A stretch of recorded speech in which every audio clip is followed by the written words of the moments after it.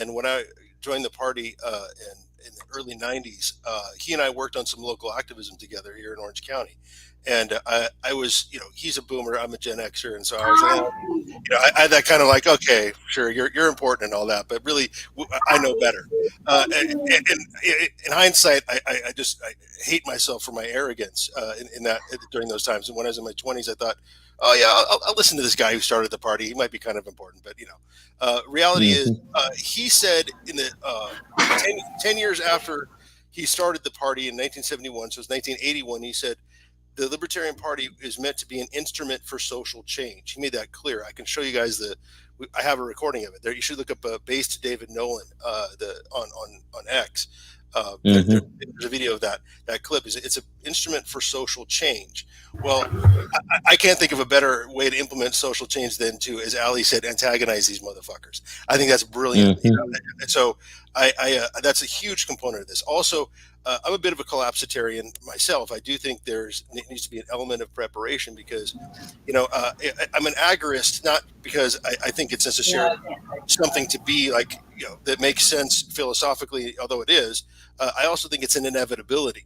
I think no matter what, this unsustainable centralized power is destined for collapse. So I almost feel like it's going to be the inversion. It's like I think we're going to be forced in sort of an agorist kind of conditions because I think everything really is going to collapse at some point, right? And I think we're going to debate between agorism and minarchism after everything's already been after everything's already been decimated and we have to sort of rebuild. I think that's a kind of the trajectory where our global society is headed, because that's the net effect of what the global dystopia is going to accomplish. And so I think we have to be prepared for that.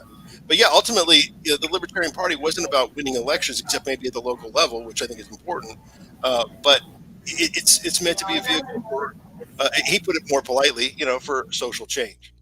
There's just one story you think of in terms of like even local politics and being an antagonist. So I'm on the ballot for state house right now, and the Republican Party wants me to drop out. And they've got a total unprincipled asshole that even their own party doesn't like.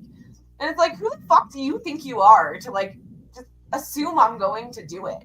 And it really makes me just want to stay on it. Not even run, not do anything, just be a line holder and steal my freaking 3% from these fuckers. Even if that means a Democrat winning. And that's where, from my perspective, the only difference between Republicans and Democrats at this point, if we're assuming it's not all a psychological operation on us, is which one gets us to the collapse faster. In which case, Democrats. I don't know. I'm excited for the fall. I know it's going to be rough. This is just, for a freedom-loving person, I'd rather it fall than deal with what we're doing right now. It's horrible. It's just anger and it's hate and it makes me sick. I'd rather it all fall. I got a couple things I want to point out. That they have so many tools to prevent an actual collapse that I think I want to make you guys aware of them. They rob our money, okay? But then we have technological advancement that makes us all kind of miss, not all, because we're getting it, but a lot of people are missing what they're actually what's actually being taken from them. So the collapse can be delayed indefinitely with the shoddy monetary policy, with stealing technological advancement and putting it in under the government umbrella.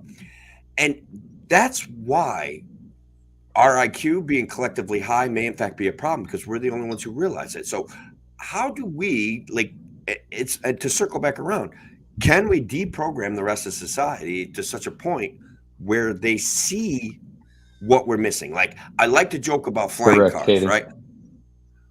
I like to joke about flying cars and the fact that I was promised flying cars. But technologically, the entire market's captured, right? Like, it's captured by the government and its cooperation with big oil. It's captured by the cooperation with big tech.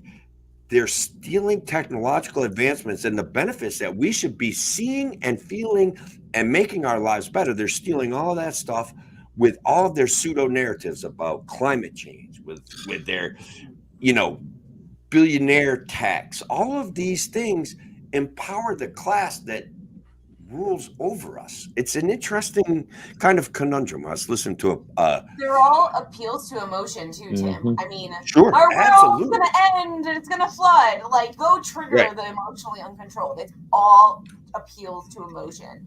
I mean, if we're gonna yeah, make it out, like, even if there is or is not a collapse, the only way out is to address the emotional issues with people. And there's one lady at the convention at a booth. She was an ex-Democrat. I'm an ex-Democrat too, so I was super interested in what she had to say. But she had a book, Deprogramming Democrats. And she was a really nice lady, lacked a little bit of passion and interest, I'll say. So it was hard for me to carry on a conversation with her. But one of the things she did bring up was cognitive dissonance. And there's only so much the mind can handle. And I can attest to this too, because it was, I'll say there's like 20 things that helped me out of my Democrat coma. And cognitive dissonance is definitely one of them. And she just said, just ask questions, just keep, and any of you that actually see me fighting with people, I'll often just ask questions. My favorite one is, I'm sitting here trolling Governor Polis. Why are you coming and fighting with me? Like, why do you worship the government? Why do you worship the government? And this is what they do. And I did too. I'm a good person for voting for taxes to go help people, but I don't go and help people on my own. That's totally fucking nonsense. But, asking as many questions as you can to people so you eventually break their fucking brains and get them to realize that, like, it really is just one freaking switch. Like, a lot of people just think they're good people because they're helping, feed the needy and all of this shit. Well, it's just one switch. Well, just go feed the needy. Like, why aren't you doing it? Why are you letting the government take 40% of your income to then go spend 10 cents feeding the needy? And not only that, like, enabling them and keeping them impoverished. It would drive me nuts. And I do with this freedom stuff. I come at it from humanity. We all know this. It's humanitarian purpose. Like, we are stealing people's meaning in life. Like, why are we alive? Why do we exist? And we are here to love and experience life and joy and all this stuff. And the government is literally fucking taking this shit away from people. I can't go help my neighbor because you've taken all my fucking money. Now I have no meaning left in life, and now I'm I'm not. This is, hypothetical. This is me, ex-me, right? Now I'm this empty shell of a person that is so easy to control. So we have to give people, heal those emotions so the government can't get to them, and give them meaning back in their life so that they have a purpose and they have happiness, like true happiness. Not this made up shit that, oh, hey, I got a new car and this fancy phone, and look how big my fucking house is with this 15% interest rate. Sorry, I don't even know where I started on that one. No, you're good. Well, I mean, it's we all have our own different frameworks about what is good and right. And what you're saying is like, oh, I have a house, I have a phone. Meanwhile, there's people who kind of got ahead of the game, and they're involved in the government and say, okay, well, we got this framework, and they got their little lives, and we got our community, and we need something to motivate our power and give us seductive fuel. Hey, these people are doing something wrong. We'll call that social pollution. Okay, that's wrong. That's bad. So let's get people and force them to go to jail, and we got to keep growing, and then, oh, well, we need somebody to finance all this. We don't have enough money to pay for it. So, hey, there's the bank. Let's get the bank. They'll give us an unlimited amount of money for loans. And that's where we're at now. Oh, I was reading, I'm sure many of you follow ANCAP Air, but I'm reading The Liberty Solution right now. And I got through the greatest heist in the world, or whatever the chapter is on the Fed income tax. And I was reading it, and it broke my soul. It was just so sad that just that 1 year just destroyed humanity. It just destroyed us. The Fed and the income tax, they gave them so much power to just steal everything from us. And it's not just money. They stole our happiness. They stole our meaning. They made us into these materialistic, greedy assholes. Yeah. Let me give a shout out to Katie right there, because that's exactly how I feel. I don't have a ton of proof of it, but I absolutely think she's right. And they hold back so much tech and drip feed it to us. If everyone had access to all they're hiding, the world would be a lot more free and independent, which would take away their power, guys. And we have a bunch of narcissists that are lusting after power, and they figured out the perfect way to do it. And that is to manipulate everybody emotionally, right, Allie? I mean, and that's why we have to antagonize these fuckers. Make them fuck up, right? They think we're gonna go along with this plan. Well, let's fuck up their plan and throw them, like, they're gonna have to improvise. They're gonna have to keep trying. Let's step the fuck back and let's see what they're doing, and let's fucking play it against them. I'm sorry, I really say fucking a lot. They will put boots on your neck and lock you in a cage, though. That's fucking reality, right? I need y'all motherfuckers outside my door when they come for me, because I'm not giving in. They will kill me before they bring me to jail. Hold up. That is true liberty or death. That's going hard. Yeah, no, I get it. I get the vibe. This is my favorite vibe, Allie. Convention.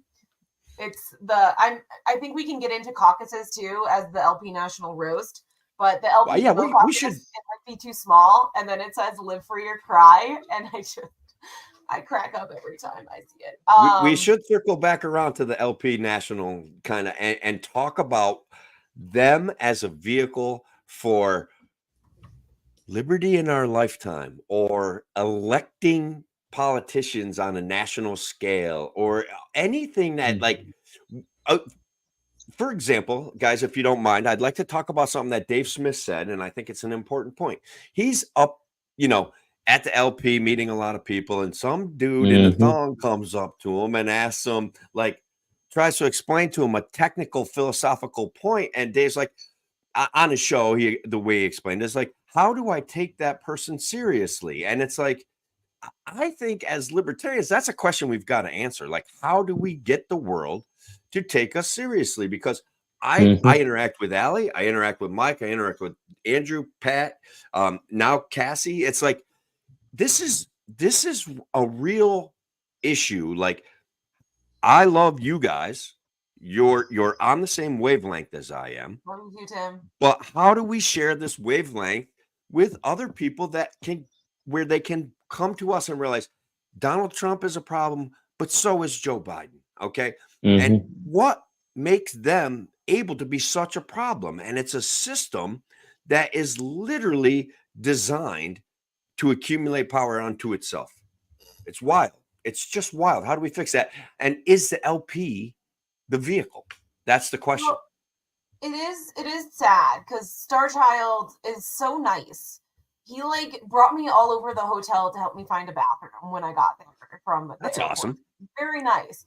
But why the hell are you on freaking C-SPAN wearing this freaking totally inappropriate? Yeah. But it's just one person, right? It's just one person. But the media is focusing on that, and we do somehow need to get Starchild to put some fucking pants on. You think it's attention seeking, or no? I've known that guy since the '90s. We go back to the mid '90s. This guy, and I thought he was cool as hell back then in my 20s, but now I'm like, holy crap, this is why nobody takes this seriously. Because he's a bright person, you know what I mean? Like, he's a sharp man, and it is unfortunate. It's like, are we going to play in the arena where we're to be taken seriously, or are we not? I think, coming back to just local grassroots activism and coalition building, I think if you're going to try to build coalitions and achieve anything for liberty, you have to reach a kind of comfortable, like, middle ground where you just kind of agree that everybody kind of looks at least presentable, and like in a way that doesn't shock people. Like, you save your shock value for your ideas rather than your appearance. I think that's the lesson I've learned in now my old age. We have to. You're Gen X. You're the youngest person. Are you? How many Gen X's are there? You're younger. You're so stupid. So you're the youngest. I'm not old age, Mike. I swear to God, I'm not a boomer. I swear to God, I disavow the boomers. Talk bad about boomers. Yeah, mad respect for boomers. You guys have always had, I mean, honestly, always had the best music. I mean, I think we did come close. Amen to that. But I think we came close in Gen X. But you guys always have the best. No, but I mean, I'm 54, so I'm not a spring chicken, and I've been at this since I was. I mean, I've always been a libertarian, guys. But it's like I'm a former this, no, from day one. So the point being is, I've learned a lot, right? I think that we have to have our radicalism needs to be expressed in ideas, words, concepts, and in challenging people. But I've really tempered my appearance. But back in the '90s, I had long hair. I was like, I was, all over the place. But nowadays, it's like I realize, okay, it's all fine and good to be that way, but if we really want things to be effective, especially where it counts at the local level with coalition building, with people, then we have to temper at least our appearance. Let our ideas be the game changers, right? Be the things that challenge people and like wake them up or shock them. That's where the shock value should be. Here. And I think. The idea oh, go ahead, Pat. It's like we may have our star child, but they've got their Adam fucking Schiffs. That's right. So, goddamn good point. That guy is a train wreck. That's right. Yeah. That's right. Yeah. Oh, you have the blood-soaked scumbags, and we may have some guys who, have some different ideas about how they should look or something like that, and I'll take them over that any day. But that's what hands down, is focus on the ideas. As far as I'm 100% with what Angela McArdle said. The purpose of the party is to advance the cause of liberty. That to me is everything. Everything is to advance the cause of liberty. And if I find somebody that wants to advance the cause of liberty 1 inch incrementally, I'm their ally in that respect, because that can be the goal. Saying that electing people, that's just a part of the tool of advancing the cause of liberty, and to say that that's the number one priority of the party, they lose me. I think that the Libertarian Party loses its way when it tries to be a political party instead of a set of principles that you can vote for. And focus on that, and then the party, party can keep its way. And then when those ideas come up, how do I take this person seriously? Remind them we've got Star Child, they've got Adam fucking Schiff, or any of the snakes. I literally want to hug you right now, because I love the fact that I can occupy the same philosophical space as Star Child, and yet still want more freedom for my freaking Democratic neighbor who kisses Biden's ass. That I want them to realize I don't have a problem with Star Child. I don't want to be the face on CNN, maybe, but I can philosophically and mentally occupy the same space as that guy makes me happy. And dude, I'm glad you said it. It was awesome. Thank you, brother. You think that's the problem with the party right now is, I mean, nobody's getting together and realizing we all come from different perspectives in life and different situations. Like you were once in the political realm, you were once a Democrat, you were once a Republican, you were always a staunch libertarian, or you were nothing. You were just like, fuck it all. And everybody comes together. Do you think we've lost that? It's like, if we don't think people can learn, why do we bother arguing with them? I don't know what if you come to liberty, whichever way it happens, whichever way Tulsi Gabbard decided, oh, you know what, gun control might be a bad idea. I don't give a fuck how that idea, but the fact that she did is valuable, and and then now she's on my side on.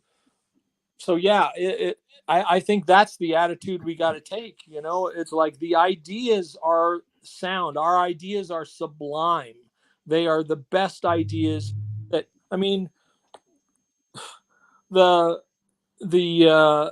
All men are created equal and they're endowed by their creator with certain inalienable rights is that paragraph in the Declaration of Independence is the greatest paragraph in the history of humanity.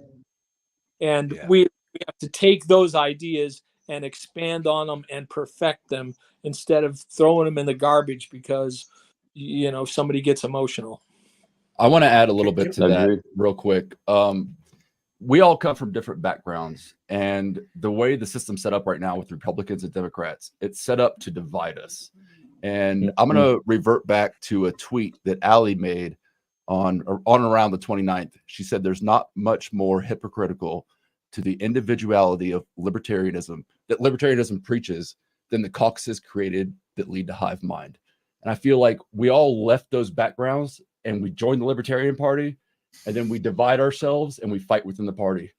And that's not a way to present ourselves. I think that's one of the biggest downfalls of the party right now. Yeah, bro. Agreed. I'm gonna go with this ridiculous amount of gatekeeping, and I'm gonna point the fingers at what I would call left-leaning libertarians who want to lecture incoming curious Republicans and Democrats who are lean conservative. They want to lecture them about the best way to be libertarian, and they'll go right to the most contentious issue in society and start talking about immigration, and they will start talking about drag queen story hour to prove their libertarian creds. I get it, but I don't think we'll circle also back around to the platitude of advancing liberty, okay, which is a great platitude, but how do we advance liberty? And I think that the goal of the Libertarian Party should be outreach and invoking cognitive dissonance with humor and patience. Okay. So now that's not necessarily a better goal or a better platitude, but that is how I try to do it. Like, so I guess you guys probably see where I'm coming from on that. Yeah, no, it's Yeah. Yep. No, the gatekeeping is a big problem. And there are issues that divide us. The border is a big issue that divides libertarians right now, but that's okay, because we can the clash of ideas is where the best ideas are formed, and you I find that steel manning someone's argument, back at them really helps. And then Ollie's thing of asking them questions like, oh, okay, so you believe this, so what do you do about this? It's like, okay, you believe that I am 100% in agreement with you that human rights should have the right to peacefully travel. How do you know they're peacefully traveling? How do you know? Like, why would any third world country go to the expense of keeping prisons for their criminals when they can just put them on a bus to the border in the U.S. and be done with them? So how do you stop that? So, and ask these questions and then see if we can come up with a better plan, with the goal being to protect liberty. So, I agree that the asking questions, coming for better solutions with an open mind, steel manning their argument often helps, which That's, Yeah. that's civil discourse. That's what. That's that's again civil goes back. That's the definition of civil discourse. Not Yep. factionalizing, as Ali pointed out, but actually civil sitting down and having rational discourse. It's such a discouraged practice, both within the Libertarian Party and obviously the wider society. That's the worst thing I think about the larger society that we've adapted within the Libertarian Party is the absence of civil discourse, and everybody just. And honestly, this is not a new phenomenon. Okay, I was at the 2000 convention. I was at the 1998 convention in Washington D.C. 2000 convention right here in Anaheim, California, and it's the same. It's hive mind. I hate to say this. It's always been like this. All right, my take is the Libertarian Party and all of our dysfunction and all of our nonsense and all the star childs in the world, I would still rather be among libertarians than among the mutually controlled opposition parties, by virtue of the fact that we are not participating in that mutual controlled opposition, which you also alluded to by saying a lot of this stuff is still by design. Like a lot of the this happening to the Republican candidate. This happening. It's all by design. And one other thing that really comes to mind, you've all heard the expression "bread and circuses." Give them bread and circuses, and they'll forget that the suffering that they're actually enduring at the hands of the state. Well, the bread and circuses used to be a metaphor for entertainment, but now politics itself has become the bread and circuses. Right? I mean, that's a new phenomenon, right? Like that's new, and I've only just noticed that recently, within the last, really since the Trump era. I think he kind of brought that in. He ushered in, hey, it's all a show now, and I think that also is by design. Like if we can't distract you by professional sports, which I've lost. I used to be hardcore, right? At one point, like I'm from Southern California, but I'm a hardcore like Pittsburgh Steelers fan, right, and all that. But well, no, I know that, but listen, it doesn't matter. I'm a Browns fan. Well, I love you anyway. But the point being is, but in all seriousness, and how can we criticize the Browns? Honestly, really, I mean, especially of late. But the point being is, you can criticize us. We criticize ourselves. We trust me. Has it been a great season for us ever in the last 10 years? But the point being is, the bread and circuses is now the politics. No, because people aren't paying enough attention to professional sports anymore. So what do we have right now? We have politics itself now becoming the entertainment source that everybody's obsessed with, that everybody talks around the water cooler with. And that's why it speaks to Allie's point, I think, really well. It's all by design. It's all a show. It's all theater. And we're all the worse for it. And liberty suffers because of it. Politics is the entertainment division of the military industrial. Frank Zappa. There we go, Frank. Yep. Yeah, that was great. Yeah. That guy would have made an amazing president, by the way, I think. Fuck yeah. Fan. Yes, he would. I just now put it together how much of an individualist I am, because when it came to football, I wasn't a fan of teams. I was a fan of players. It's like I like Barry, I like Kurt Warner. I like, those people. So I would watch the teams because they had the players. And I just, that's an individualist in me. That's actually I think the healthiest way to do it. I mean, and this is also right. That's the healthiest way to be. I wish I could be, but I am that way with basketball because Pittsburgh doesn't have a basketball team. But I think that's a healthy way to approach it. And notice that the collectivism plays into all that too, and that's exactly how politics is now. It's become a team sport, and just like in any sporting match, it's two teams only. Right? You only have two teams on the field. Only have two teams in the court. Yeah, it's only okay. If I'm going to judge a Republican, am I going to judge them on a Lindsey Graham, or am I going to judge them on a Thomas Massey? Like, nope. Take the individualist approach, and you don't have to be a fan of the party to affect the individual. I think, though, if you take a look at the Republican Party and affiliate it with Lindsey Graham, you get a better picture of their motivations. Yeah, I would say. Yeah, absolutely. Well, it's not just Lindsey Graham. I mean, let's take the subjectivity out of it and do some percentages. You had John McCain. You had Nikki Haley. When you break it down into numbers, like 90% of their freaking elected officials, I mean, don't even align with their voters. Oh, you should go talk to their voters. They don't even believe in this shit the freaking politicians are doing. But I mean, if you look at these parties, 90% is generous too.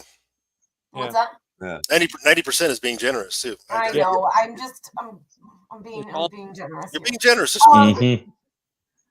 But really, I mean, when you look at them percentage-wise, they're not good people. The elected officials and the voters have been bamboozled.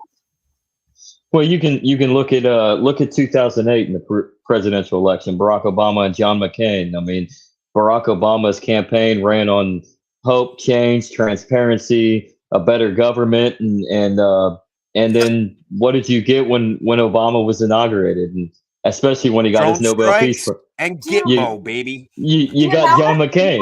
You got John McCain. Yeah, there you go. The amount of people that exactly drone strikes and Gitmo. John McCain always wins. I got a question. What do you guys think the average?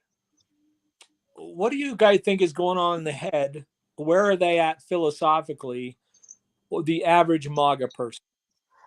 You know, I went through the Tea Party, stuff like that, so I've seen this before, and I just, you know, my take is there's a bunch of people who say something's seriously wrong here, and here's the guy that is like wanting to disrupt the system that is really wrong, but they're not really based in principles, or if they are, they're unaware of them. It's like, to me, it's like it doesn't seem like that far of a push to remind them that liberty is what made America great in the first place, and to push them over towards the libertarian side. You know, and the Democrats, of course, want us to believe that they're all just these stupid hicks, that are racist and, everything like that. And I am some of them. But man, to have 80 million people who love America, who are going to be looking for a political home when Trump drops out of the picture, seems like an opportunity to me. I think it's a very dangerous opportunity. My perspective on the vast majority is they are so highly emotional, and perhaps they value freedom, but they don't. And this, again, my own personal experience, they don't think through it. They're unprincipled. They don't know their principles. They are emotionally driven. And I'll take, my own family, for instance. My mom and brother are MAGA, and they are batshit. I'm sorry. I love my family. I mean, last time I'm from New York and went to Binghamton University like Tim, and we found each other on Twitter, which is super fun. But last time I was visiting New York, my mom is super tinfoil hat. Like, Chinese militia are on the Canadian border and they're about to invade type shit. And I just asked her, like, what do you think when this doesn't happen? So then insert my brother and roar, anger, and this and that. And then it becomes, you liberal fascist, and you're controlled by the Rothschilds. And all of this just emotional dumping on me. And it's like, dude, you have no idea what the fuck you're talking about. I'm not a liberal. Maybe the Rothschilds owned Binghamton University. I have no fucking clue. But it was my third grade teacher that brainwashed me, not my tax professor. But they are very angry people. Maybe their angry freedom has been taken away from them, but they're not emotionally controlled enough to realize Trump did it too. That Trump printed these trillions of fucking dollars. Yeah. That Trump infringed on our rights. They don't fucking care because all they care about is, I'm like so angry at Biden. Yeah. And I think, if we talk about the emotional aspect of libertarians, I mean, we're the smart ones. We're the smart ones in the room. That's why we're here. And we're still having emotional issues. If we welcome in those of that, and I don't want to not welcome people. Clearly, I can't stop you from becoming a libertarian. You just go to the DMV. But that makes me very apprehensive because they are so angry and emotional, and we haven't addressed ourselves first. Yeah, right. Let me jump in if I can. The difference. Go ahead. Go ahead. Yeah, well, I have a lot of experience with MAGA Republicans, and I am completely unafraid to confront them with their illusions about Donald Trump. And when almost infallibly, I don't get an emotional reaction when I say, hey, he did some wild, crazy, dumb shit that actually contributes to the power of the state. And when I say those things, they all basically agree, but then they still have to circle back around to the fact that we don't have an answer that's better than Donald Trump to the establishment and the abuses it's handing out to average, everyday Americans. So I understand where you're coming from, Allie, but my experience here, at least in Central New York, which I spent decades here, is that they get that Donald Trump is a flawed individual. They get that there's problems with what he's done. Like just take a look at they like Donald Trump, but most of them were pretty anti-vaccine. So, but they still accept him. And the reason right there. Yeah, the reason why is because he's offering them something that counters the establishment Right. that looks No. like it may be effective. That's That's the that's problem the point. or Is the issue. we need to think Go ahead. about what happens when Donald Trump's out of the picture. That's right. Where are Yeah, these people going? I'm with you on that. Yeah.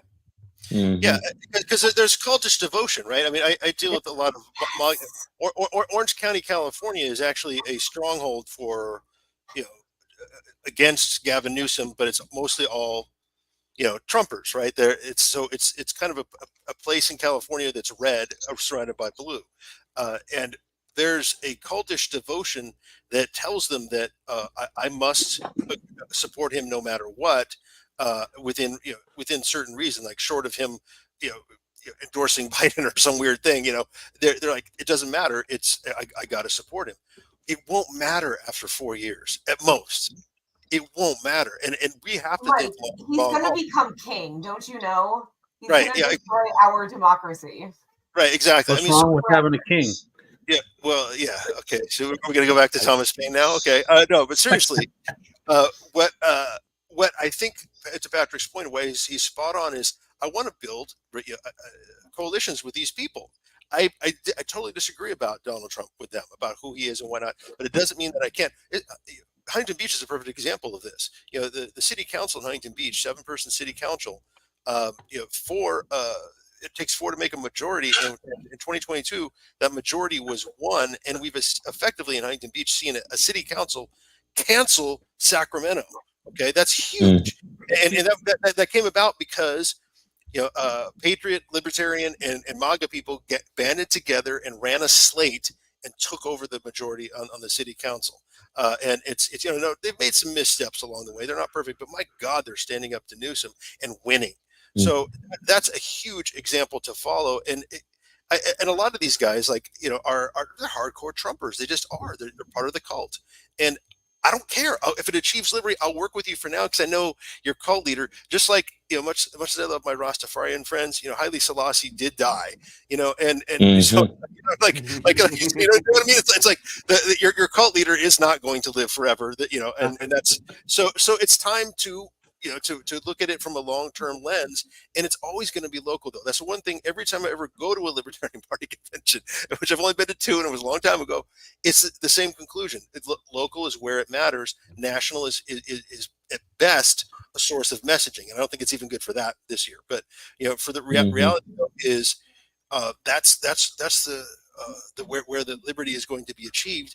And that's who we have to work with, maybe, to go get it. Now, also, by the way, there are RFK Jr. people around who are basically old school liberals, and like the old school left, the kind of left that was anti-war and questioned authority. Those guys that I used to get along with back in the 90s. Right. That I used to work with the one good thing that we did in California, for God's sake, legalizing cannabis, at least medical, in the 90s. Yes, I was all over that, by the way. It's chair of the Orange County Hemp Council. But the point being is, those guys, we can work with them too. It's not limited to just MAGA Republicans, and we can get the best part. At our best, we, the libertarians, can bring these two camps together at the local level. That's where our shining light is. It's not the national nonsense that we saw at the convention, that we see at every convention, really, to one extent or another. That's not our strength, but it can be our strength at the local level. I'll get off the soapbox. That's where I'm at. Good stuff. It was a beautiful soapbox, brother. I loved it. Yeah. Speaking of local and state and what could be, Mike White in Arkansas. I mean, look what he's doing. So he actually has a chance to actually get in there and as a libertarian and win. So, I mean, I would actually advocate support him as best as you can, even if it's just crossing paths on Twitter and saying, "Hey, I love what you're doing and I hope you're a success." So, but that's what I'd have to say. I mean, support guys like that, local, state level, because I mean, obviously, what we saw at the national convention, especially this year, it's not happening. It's all politics. It's all cognitive dissonance. Everybody's just tribal, and I mean, and we saw that. I mean, it's just a chaotic mess over there. So stick to the grassroots message that libertarianism is all about. All right, so can I put in a request? Just to point out, I've been to several Republican conventions, and they are also shit show. And I believe That's it. right. That's right. That's true. That's true. another point about White is that he had to do some serious damage control in Arkansas from the MAGA people who he is coalitioning with to get elected after the Libertarian convention. Also true. The boy, that I'm gonna send him $20 just for having to put up with that shit. No shit. But look, that brings me to a question I want us to delve into. If we're going to talk about the LP and we're going to kind of roast them, let's talk about Chase Oliver. Let's talk about why he is and why he isn't. Let's keep it open framed like that. I'll start with why he isn't. Okay. I know too much about his social stances. That to me is not where we're going to win friends and influence people. So what do you think, Allie? I think we know because people have asked him. Again, I thought all of these candidates were garbage. That's why I have a presidential nomination petition with 17 signatures on it. All right. They were all fucking trash. But I mean, everything I've seen, I mean, he goes on a podcast and someone asks him, what do you think about drag queens? What is he supposed to? I mean, he could say, you know what, that's a topic I'm not going to discuss. Allie, I have an answer for him. Like, the government is fucking us all and we're arguing over minutia.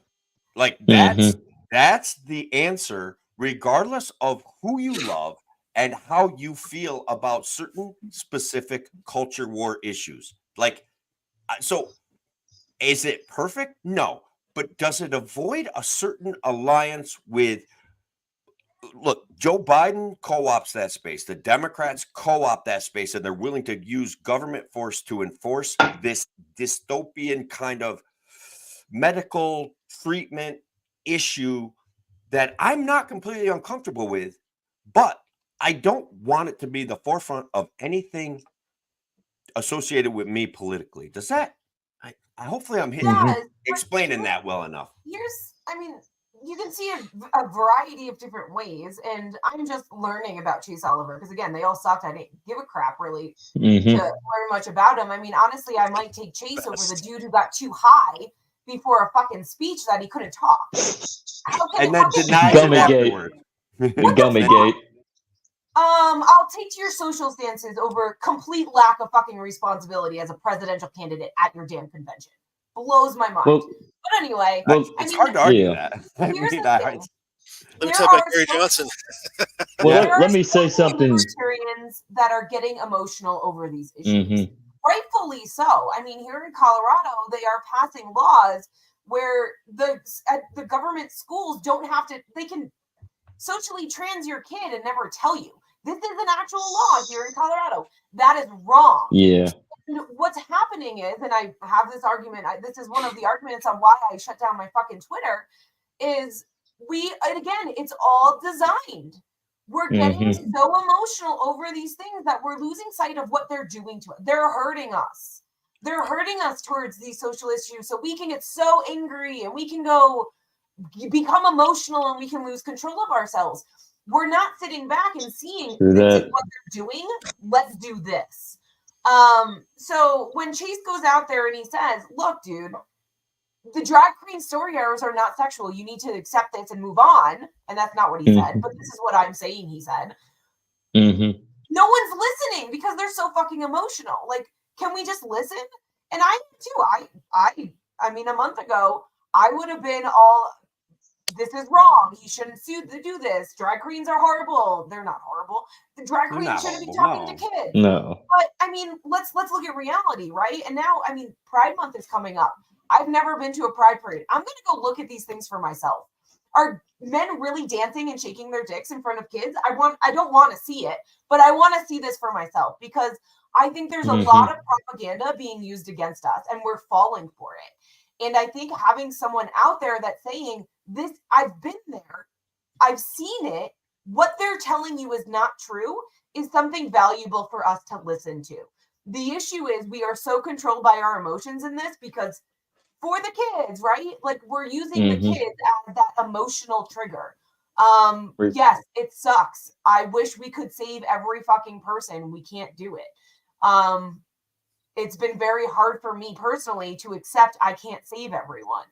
But yeah, I don't think it's bad for him in that concept or in that perspective to be saying drag queens aren't shaking their asses in front of your kids. They're just reading a book. What's the purpose of that? I don't know. I don't know why That's the question, right? What is the purpose? What is the purpose? I think the answer, what Tim focus every answer on, the government is fucking up. Yeah, and absolutely. The state fucking needs you. drag, The state needs, the absolutely. thing is, look, they've got the right to do what they want, and parents have the right to not expose their kids to it if they want. Having it happen at school without parents, realizing what's going on, that's wrong. And it's the government. That's the government fucking us. It's the government. You know what I mean? Strategize, right? They're using the school against us. And instead of getting emotional over it, how do we reach people to pull their kids out? The government education, the income tax, the Fed, and government education, the three things that have destroyed us as humans and as Americans and freedom. How do we get these kids out? That's how we save them. We save the kids by getting them out of this fucking school. I'm sorry, I'm going to go on a little tangent. My 12-year-old told me the other day on our drive home from picking up my dog from the dog sitter from the convention, her social studies teacher is telling her how bad anarchy is. And I'm like, wait a second, do you not realize I'm an anarchist? Like, what the fuck? How? We're worried about them teaching kids they're bisexual or lesbians that they're gonna come out of. But now my child thinks anarchy is bad, and had we not had that specific conversation, that would have been a seed in her head for decades to come. We need to get them out of the government schools. That should be our focus. Burning down the fucking state. Agreed.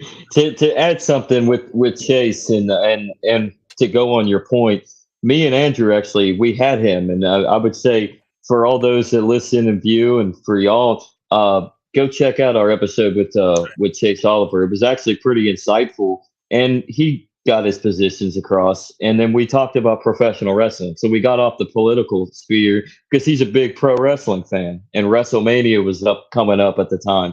And one thing that he started off on when we transitioned into pro wrestling and started talking that was politics, just like pro wrestling. It's theater, and it is all by design. And it really is. Like, me and Andrew love to talk about it's all the work. We use the lingo, work, shoots, it's a rib.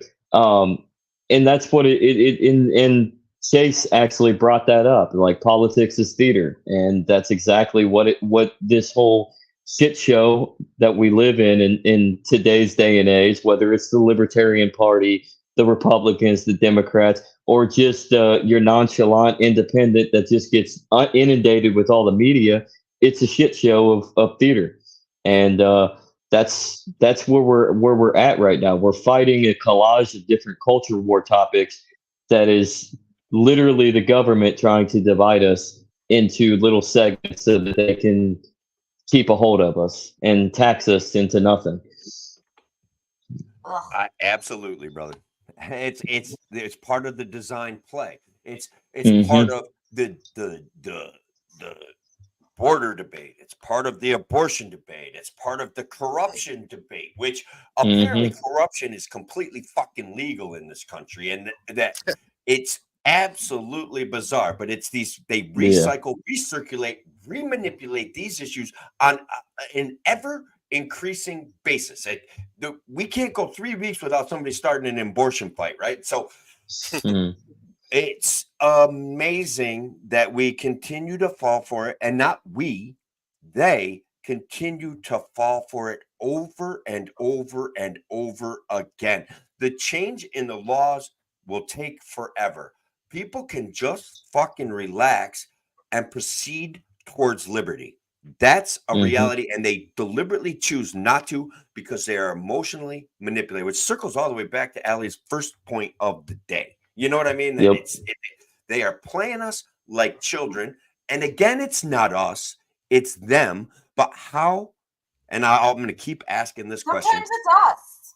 How do we deprogram them? One of the only things I keep coming back to is make them laugh at themselves. You know what I mean? Like, keep them laughing, man. You know, as someone who was deprogrammed, there's always various strategies we need to take. I mean, even in terms of, you know, our path towards freedom, there needs to be a variety of strategies, as I see it at least. We need to be taking the political. We need to be forming militias. We need to be healing minds. Nope, I'm not forming a militia. No forming militia. We need to be forming friends that, you know, can come bail us out of jail when we get arrested. Mutual aid groups where we get to hang out and practice. Militias are legal though, just FYI. Anyway, there's a variety of strategies that we need to be taking. You know, parallel strat, not sure. Economies. Parallel economy, that's agorism, yeah. Samuel agorism. Multiple hands things. down. But when it comes to deprogramming people, it's the cognitive dissonance. It's the emotional. How do you heal the emotions? You know, like I said, give them 5 minutes of not having anxiety. I mean, it can be a hug, like literally just a hug. It can change a freaking life. Meditation. I mean, a lot of people aren't prioritizing these things. We need to make these things that are good for minds easier. You know, I mentioned I'm on the ballot for a state house rep here. My campaign was going to be meditation events down at the beach, the reservoir beach. We're in the mountains. There's no. Yeah, I was going to say the beach. I mean, volunteering, like organizing people we're voluntarious, right? Like, but we're not. Are any of us here actually volunteering to do anything?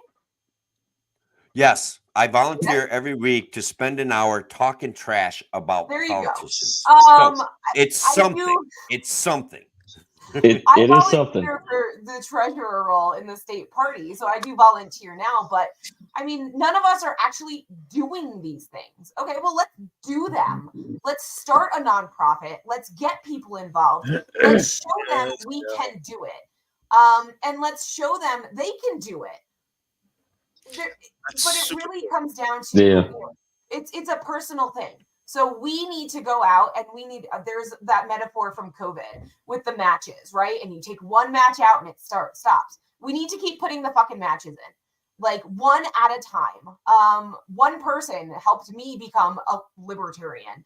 Now I go out and I light a match and they light a match. Like, we need to just keep lighting these matches. The more we can light, the better, because then we just burn. It's, you know, a good metaphor for burning down the state too, right?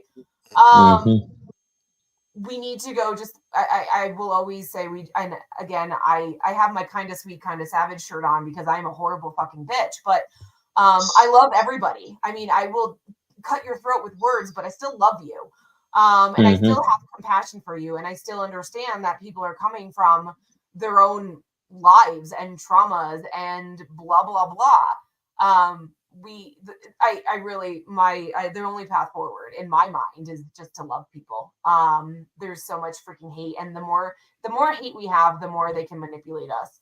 And to cut them off at the knees, you got to love each other. We have to. I mean, we can go into religion now, right? Like the whole meaning and purpose, and half our country, I'm making up the statistic here, let's pretend it's true, they don't believe in God anymore. Well, I'm an atheist. I didn't believe in God. The government was my God. And a lot of people will attack atheists and you have no morals and you're all of these things. Well, yes, that's true. How do you change that? And it's not by bringing people to Christianity or Judaism or whatever religion you are. There is a path towards spirituality that does not include a deity. I don't know how to pronounce it. I just know how to read it. Deity. And if you tell me that's not true, I'm going to tell you you're fucking wrong because I've done it. People need a higher purpose. There needs to be a higher being, a higher something. For me, it's not a deity. It's the energy that connects us all. You know, you pray, you meditate, you love people, you put this energy out in the world. And I think it's very powerful. You know, Tim mentioned that we can't go 3 weeks without an abortion argument. And that applies to every bit of division between the two major parties. And Allie, you mentioned that's all they got. Yep. You mentioned that people need that break from stress, like 5 minutes away from stress, give them a hug. We don't get that break because every day we're just like engulfed in all these arguments between the parties that divide us, and they don't give us a break from the stress. It's like brainwashing, right, brother? Like they're literally they have to keep it on high cycle, or they may lose some of their power. And MK Ultra stuff right there. Yeah, they learned a lot with that shit, man. They know. They know. Oh yes. If we come back to antagonizing, like let's make it worse and worse and worse. And at some point, I'm totally freaking serious here too, because I mean, for me, it got to a point with this Chase shit. I had to check out. I couldn't handle it anymore. There are people at some point. You all are going to check out if it gets to that point. But in 2016 was a very pivotal year in my mind, where it finally clicked that I'm voting for evil, regardless of whether I'm Democrat or Republican, and I'm fucking done. This is evil, and I can't vote for evil. So there is a point where when it gets so bad, brains will break from the manipulation, and they will step back. And I did. I went on Facebook and Instagram, and I took out every freaking news article, every news organization. I unfriended people who only talked about politics. I completely got that shit out of my life because I couldn't take it. It was so bad, and honestly, that may not have been the best path. But the point is, if we antagonize it, if we make it so bad for people, if we help antagonize the right and left and make it so bad, at some point people are going to have so much anxiety in them that they can't take it, and they have to do something. And it's when they have to do something that they're going to start on a path of looking for something to do, whether that's third party, whether that's philosophy, whether that's I don't know what else it could be, but antagonize, make it fucking worse, collapse it, whether it's the actual federal government or the manipulation power that they have over us. I like attacking their manipulation power. I'm certainly on board with that. I think it's important. Locally, I have a group of MAGA friends, conservative friends, who are thoroughly disgusted with the state of politics in their state, and they are participating in a decentralization style revolution. That's where it's at. Yep. One guy took over his town board. They're all running for offices on the Republican committee. And I'm just like, well, that's that part. I don't know why, but go ahead. But it's interesting what they're doing. And one of the guys, as part of his strategy is popularizing and transmitting every single town meeting where the current town establishment wants to make laws like, hey, you got to put your lawnmower away or we're going to give you a ticket. And hey, like if you don't clean up your dog shit on your own yard, we're going to give you a ticket. And hey, if you grow tomatoes, or have chickens, and they're doing a nice job of it. And they're regularly talking about the budget in this town that's actually experienced a lot of growth in small town upstate New York. So its tax revenues are disproportionate with what its services are. So what they want to do with that money, and of course, my friend and our group wants them to return that money to the taxpayer. If they can't do that, they can prop up our volunteer fire department. But these guys want to buy more equipment. Not that some of it wouldn't be necessary, but the numbers are so disproportionate that then they want to institute a garbage recycling thing, and then they want laws and hire a constable to enforce those laws, right? And it's a big, huge pile of shit. And so at least we see some progress. And these guys are all anti-confiscation of property. They're very cool.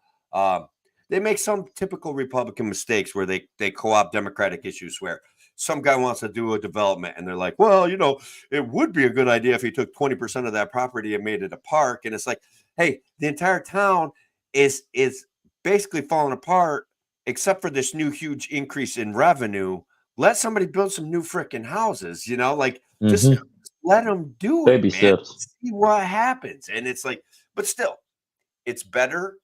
I feel as though I've influenced them. They certainly supported me in my Senate run, so I do my best to support them. And that's those are the other things that we can do is find people with good ideas, even like Mike's doing in Huntington, even if we can't agree with everything that they come up with. So I don't know, and be popular and funny, guys. Like I think we're on our way there with this group of people, Well, can they organize to the point where they can nullify Albany? Like can they you organize a resistance the way because that's huge.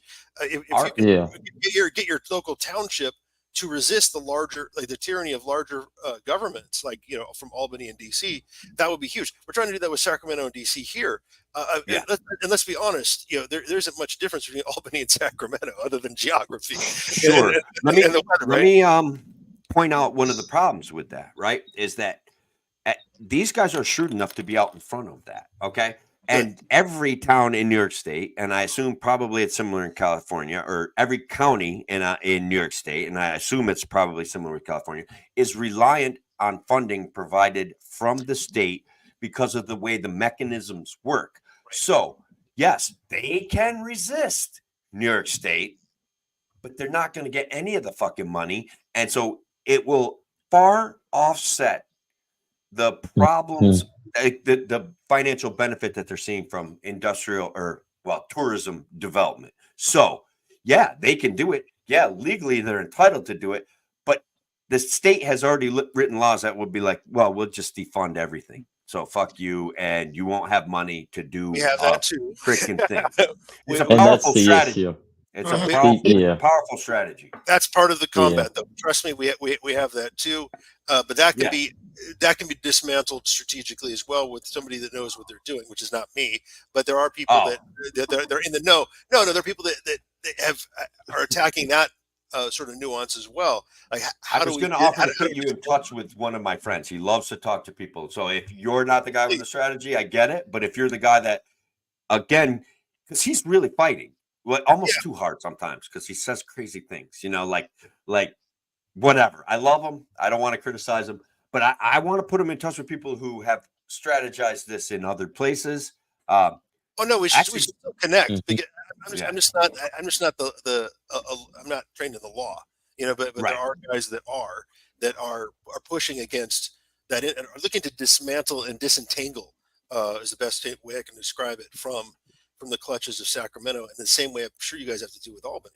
And there's ways, and that's indicative of everywhere. Another thing I really want to point out is that this strategy applies internationally as well. I've got a lot of friends in the UK. They have town councils there that have a great deal of power that has gone on not exercised. For God's sake, that's the country that started common law, right? And that's that they have. If they want to nullify Westminster, they can do that. And that's so. This is although I absolutely am on board with the project. In fact, the one thing I love most about the Mises Caucus, far more about anything else, is the project Decentralized Revolution, which is absolutely the path forward in the United States. But a similar model can exist in the UK and Canada and any common law country. And so this to me is a global. I've said this before. I might as well say it in this forum as well. This is a global movement for liberty because there's a global dystopia crushing liberty across the world. We too need to partner in a way. Like they used to say, think globally, act locally. I mean, that's really something that should be us. We should be thinking globally and acting locally, and inspiring a similar momentum and similar movement anywhere where there's any sort of foundation of common law. There's a basis for this. So, but you're right. The entanglement is deep, and it's something that needs to be addressed because this is where I think the fight really is. And just a reminder, which is obvious probably to everybody in this group, the most important vote you can make is for a constitutional local sheriff. We had so much in my county. We had, most of the COVID stuff and all of the gun stuff was nullified by our sheriff saying, yeah, we're not going to enforce any of that. Here too. Yeah, same thing. Our guy was okay on that. He's not exactly constitutional, but he also was like, not heeding the demands of the Otsego County Board to go break up a marijuana fest, a marijuana celebration fest, where they kind of had like bands and stuff like that. They're like demanding that he goes there and arrests everybody, and he's just like, I went there, everybody's behaving appropriately, me and the guys are out, see you later. So he did take a stand. He did arrest people though for working when they weren't supposed to. So Yikes. it was yikes. And he's got a huge fucking COVID bonus like at the end of 2021. Like, it was just fucking bizarre. They couldn't use any of that money legislatively to lower taxes or take care of spending, to keep us out of debt. They had to spend all of the COVID money, and they handed out, I don't know, $100,000 worth of bonuses in the Otsego County system. Like, it was just amazing. They're like, that's how big business does it. And it's like, no, that's not how big business does it. Like, and big business has its own set of laws. And big that's the problem. Regulations. That's the problem. We gotta learn how to sever that tie, that link to all that money that's coming in, because that's the incentive. That's why people are following in line to this dystopian hierarchy. Yeah. So the strings. When you take that money, there's always strings attached. So, but I agree with Pat. I mean, we need more constitutional sheriffs. I think I'll go a little bit further. We need more anarchist sheriffs. Those that will take their power and relinquish it back to the people, and you gotta not find do an anything. anarchist. But you gotta find it. But I will renege and say let's go and let's start small and go with the constitutional sheriff first. Let's get back to the basics. So it kind of brings up another big issue with the LP in general is anarchists.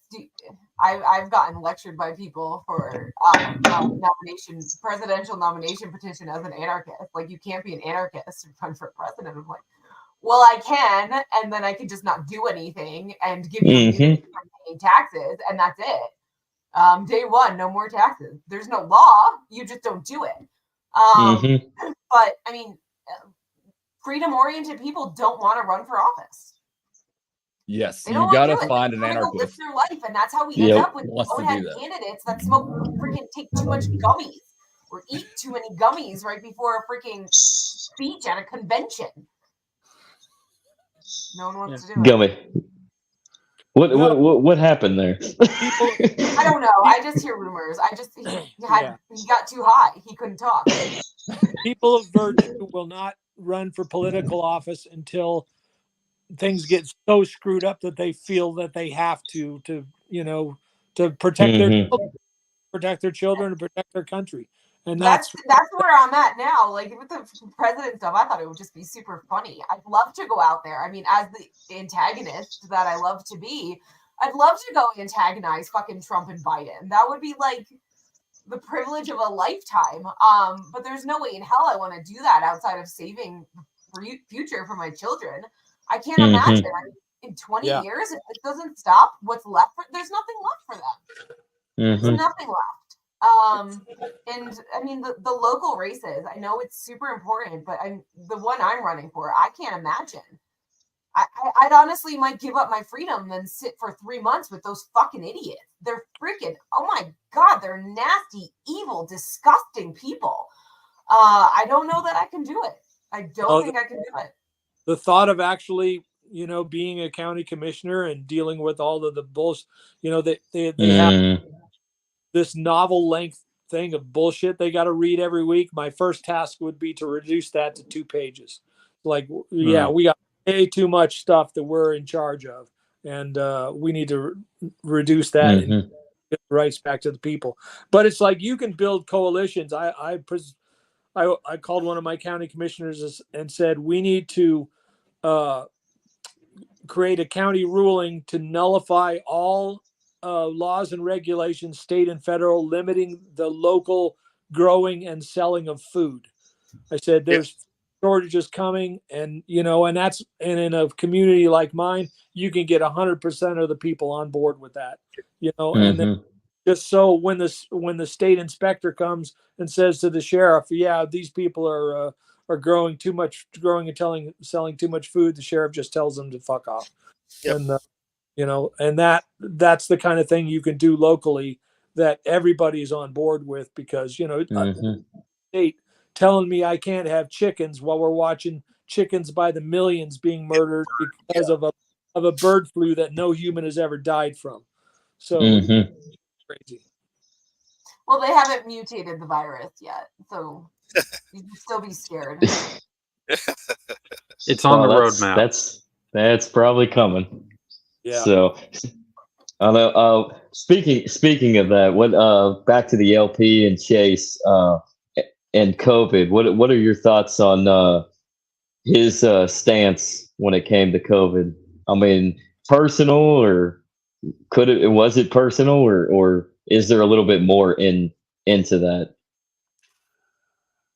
Okay, I'll go first. I'm not 100% uncomfortable with his messaging. It reflects on the COVID issues. It reflects a certain belief in the system that I myself rejected then. But he also did reflect a belief that government force was not necessary to handle that situation, at least based on everything I've read. Now, I think that the whole COVID thing was an entire psyop where we pitted young against old, and I'm sure everybody agrees with that, where we shut down the economy to deliberately hurt the poor and the middle class and entrench our fucking oligarchs, okay?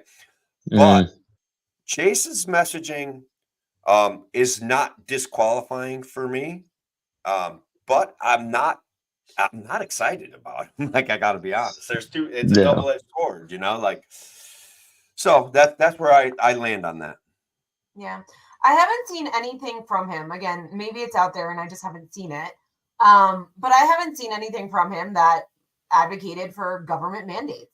He had mentioned that the businesses were free to do that, and I agree with that. I don't think as libertarians we should need to caveat that we understand the businesses are controlling corporations. We know that. Let me ask you this, Sally. Can a business say that I have to take birth control?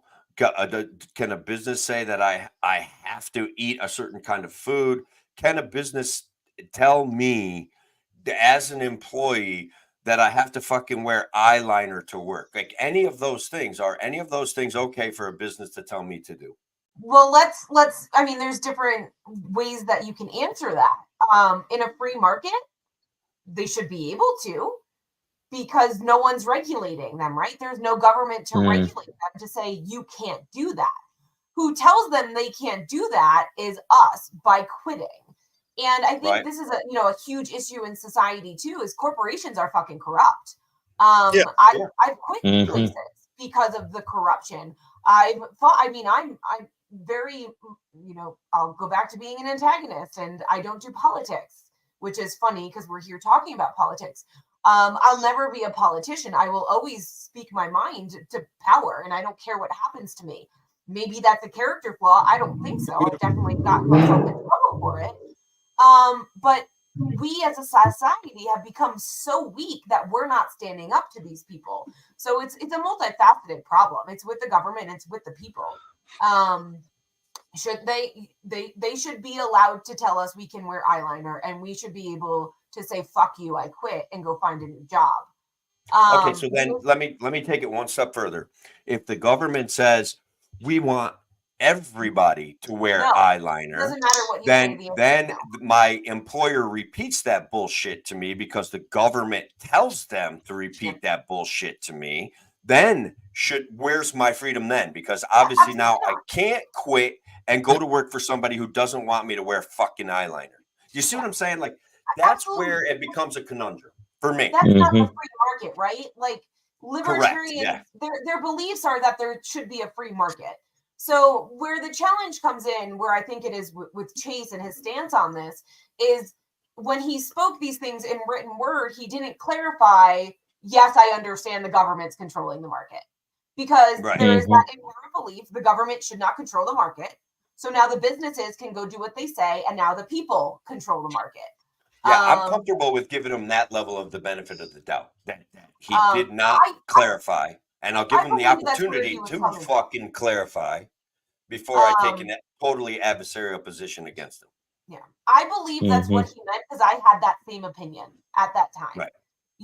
My company should be able to tell me I need to take a vax, but it shouldn't be coming from the government. And that's exactly what they did. Because we had offices where I was working, there were offices in New York, and they were required to get a vax mandate. But out here in Denver, there was no vax at certain points of time. There was no vax mandate, so I could go into the office without getting vaccinated. So they followed local legislation, and that's where there is no free market. That's how I interpret his stance on it. People mock him over the masks, and I've had people tell me don't play the victim card because I'll use my own. I always use my own personal experiences here. I had a child that went through 12 months of chemo, and whenever her chemo port was accessed, we had to wear a mask because germs come out of your mouth. And there's the science TM, right? Like, you don't know what you should believe. And when there is so much uncertainty, I don't think there's anything wrong. There is something wrong with the government mandating it. All right. I'm going to put that out there. The government should not mandate anything. That is inherent in anything I say. But I don't think it's anything wrong with putting on a mask if that's what you chose. Outside, while not knowing for a fact whether it did anything or not. If it can save one life. I mean, and in the mask he wore, like LPNH, and I like these guys. I'm not talking shit about them. They are harsh. But they have a picture of him. This is the face of the Libertarian Party. And I'm like, the dude's got a mask on. There's no such thing as free lunch. So you're telling me now the face of the party is there's no such thing as a free lunch. I'll fucking take it. I mean, attacking him for his own actions to just, in a time where things were so unknown, I think is wrong. It's not wrong, but it's narrow-minded. There are a lot of people that ended up being right. Some of their stances came before there was the facts, before there was objectivity in here. So I don't know. I think there's room for some understanding and compassion and making sure we're reading fucking words and interpreting things correctly. And that's where the emotions of libertarians come in, where mandate, fuck you, I hate you, you're a bad candidate, with ignoring the actual context of the comment.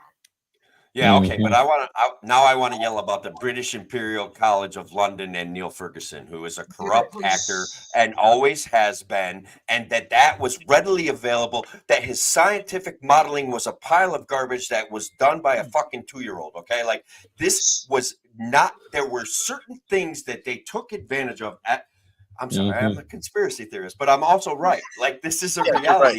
These people were real actors in this situation. Neil Ferguson was the author of the fucking dissolution of England's meat product in 1992 with shoddy computer modeling that was entirely made up. Like, he pretends to have a bunch of variables and he doesn't, okay?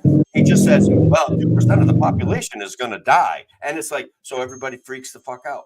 They did this before. They'll do it again. And this time was worse than when they did the mad cow thing. So there should be communicated to everyone that it's okay to not trust the government, that sometimes human beings with their boots on the ground and scientists who are saying that this looks like a mess, they got censored back then, right?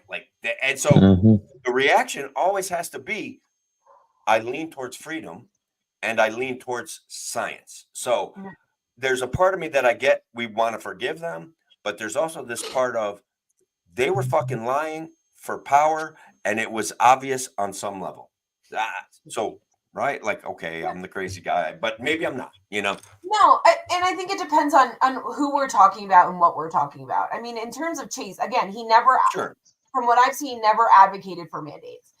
When you're talking about the people that were like, I hope you fucking die, you disgusting piece of shit, for not getting a fucking COVID vax, that's a different story. It was so fucking stupid. I'm sorry. I was in New York during it all too. Oh my God. And I couldn't get in. I visited New York. I just did one work trip during a part of it, not at the beginning. And I had to go in a cab. and they have the freaking partition up, and I can't, like, I had, it was 500, it was summer, it was like 500 degrees in New York. I almost freaking had a panic attack and a heat attack all at the same time because I couldn't breathe. No AC, because the partition's up. There was no AC coming into the back. I couldn't put the windows down. I mean, even just these simple things that they put people through. How many times I was there for 2 days? How many times did other people have to take cabs and almost die from freaking heat stroke? The restaurants on this freaking street, all of it, just so. They felt like such good people, though. They were really good people because the government told Virtue. them That virtue don't signal itself, man. They got to get out there and let people know. And again, I mean, when we come back to the point of Chase, was he virtue signaling? I mean, maybe if he was, that's indicative of a character flaw. But I mean, people. That's a good question. I mean, if he wasn't advocating for mandates and he just was virtue signaling, has he learned? Like, people can learn, right? We talk about bringing MAGA into the Libertarian Party. They would have to learn. I was a Democrat. Can I not learn? I mean, no, it's fair. That's good. I'm comfortable with what you're saying. About exposure. I liked there's no such thing as free lunch mask. I wish I had one when I worked. But I do think we all kind of forget other people experience things that we don't even know about. That's cool too. Guys, look, I'm at my limit. I love you all, but like, it's 2 hours, and it just flies by, man. When you're hanging, it does fly by, and talking about great stuff. All right. Well, actually, with it being 2 hours, let's go ahead and try to wrap up. So, any final thoughts for everything that's happened within the last week? Libertarian convention. I mean, one by one. Pat, if you want to go first, I see you raise your hand. Libertarian convention. With human beings vying for power in a civil society, a shit show is the best you can hope for. So embrace the shit show and just try to live through it. The lessons of the day are from Tim. The government is always trying to fuck you. Is where your every answer should come from. At least start there, right? As a premise, that's a fucking good premise to start from. Every ask for. What do you think of drag queen story hour? It's like, figure out where the government is trying to fuck us and answer the question like that. The decentralization is the only path forward to liberty. Think local, buy some chickens, start a garden, and and try to love people. Yeah, beautiful, bro. My closing things would be like, let's encourage each other to check out Cassie's work and Zach's work and Andrew's work and Mike's work, and Patrick Kirby has some wildly interesting bits and pieces of a theme that he produces on his YouTube page. It's fun to check out. It's fun to think about. Guys, of course, please check out my radio show with my buddy Kevin Wilson, who is like, he's the guy that reels me back. He keeps me on from jumping off of that total conspiracy ledge, and he counters some of my stuff very effectively, very pragmatic. We have a decent show. It's both a real radio show that gets broadcast live in upstate New York, out of Rochester, New York. And we do a long form podcast at the same time. So we do a 20-minute segment. We have conversations with the people that are checking out our show. We put it out on Spotify. Decentralized Mike has got some things going on in Huntington Beach, California that are huge. Like, this is a big deal. And I'm going to buy a cigar from Cassie's cigar. Like, I'll do that. And I'm going to send that Michael White $20 today. So those are 2 pledges I'm going to do, like, I'm doing it. What the heck? $20 is $20. Wait, that's not what I meant to say. But you know what I mean. I'm going to send him $20 and help him out a little bit. It is Pride Month, right? Yeah. Hey, 1,000 people send you $20. That's a huge step right there. That's like $3 million. Math, all the math. Yep. Federal Reserve math. That's right. Common Core. Yep. Common Core Federal.